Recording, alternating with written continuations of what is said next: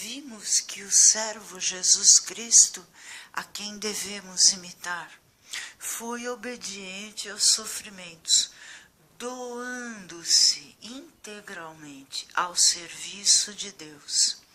Ele é um modelo de comportamento para os cristãos.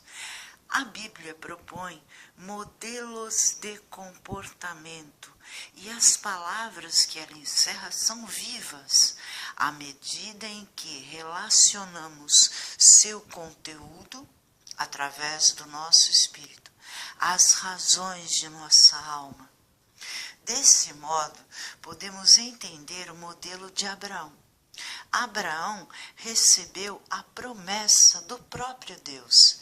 Ele seria pai de muitas nações e acreditou nessa promessa. Acreditar é ter fé que as coisas se realizarão do modo como Deus prometeu. Esse é o modelo de fé para nós. Chamo a atenção para o versículo 23 da primeira leitura.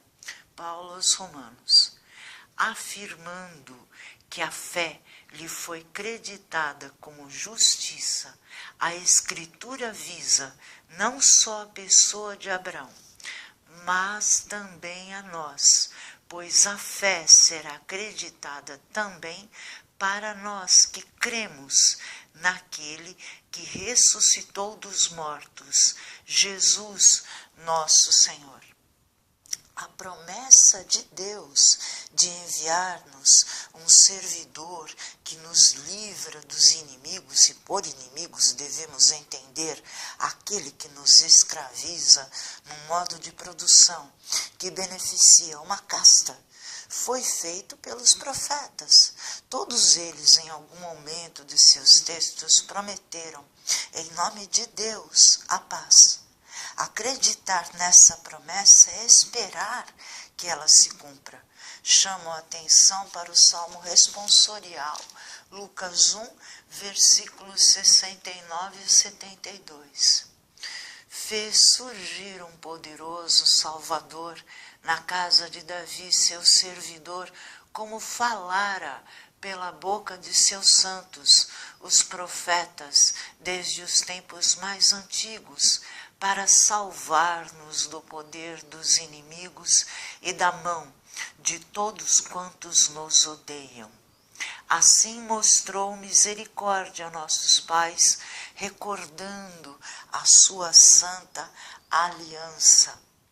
Jesus foi enviado à terra pelo Pai como realização da promessa e nós fazemos a nossa parte, ou seja, libertados do inimigo, a Deus serviremos. Mas servir a Deus é imitar Jesus, doando-se inteiramente por amor ao Pai. Chamo a atenção para os versículos 73 a 75 do Salmo de Resposta.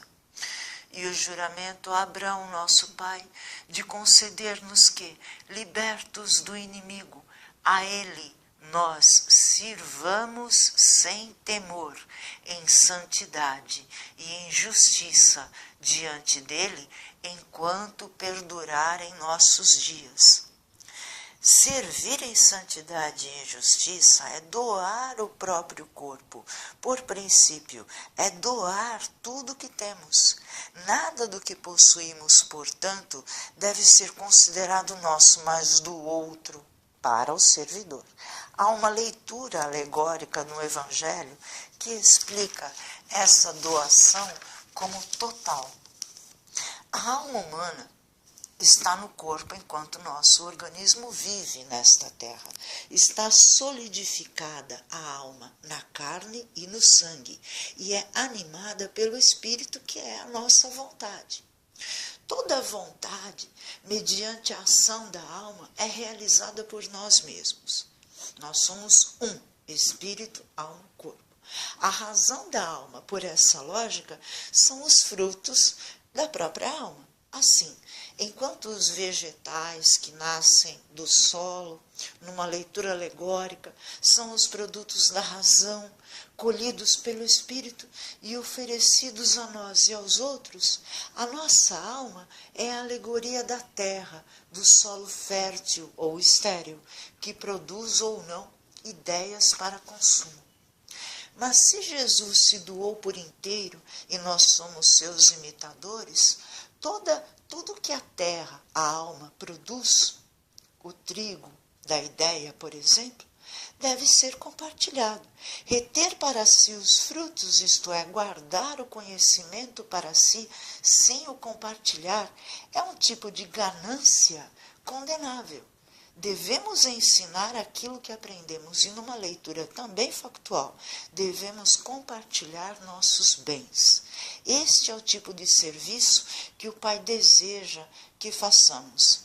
Chamo a atenção para os versículos de 15 a 21 do Evangelho de hoje. Jesus disse-lhes: atenção, tomai cuidado contra todo o tipo de ganância, porque mesmo que alguém tenha muitas coisas, a vida de um homem não consiste na abundância de bens. E contou-lhes uma parábola. A terra de um homem rico deu uma grande colheita. Ele pensava consigo mesmo: o que vou fazer? Não tenho onde guardar minha colheita. Então resolveu: já sei o que fazer. Vou derrubar meus celeiros e construir maiores. Neles vou guardar todo o meu trigo junto com os meus bens. Então poderei dizer a mim mesmo: meu caro, tu tens uma boa reserva para muitos anos. Descansa, come, bebe, aproveita. Mas Deus lhe disse: louco, ainda nesta noite pedirão de volta a tua vida, e para quem ficará o que tu acumulaste? Assim acontece com quem ajunta tesouros para si mesmo, mas não é rico diante de Deus. É claro que não só a ideia deve ser compartilhada, mas todos os bens. Jesus propõe que todos nós sejamos mestres. Esses são os melhores seres humanos. Um mundo que se comportasse assim seria o melhor dos mundos, e este mundo existe. Chama-se morada celeste. E quando você entende essa palavra, o reino do céu chegou para você. Na véspera de sua paixão, Jesus tomou o pão e disse: este é o meu corpo. Do mesmo modo, ao fim da ceia, ele tomou o cálice com o vinho e disse: este é o meu sangue. Quem comer da minha carne e beber do meu sangue terá a vida eterna. Senhor, salvai-me.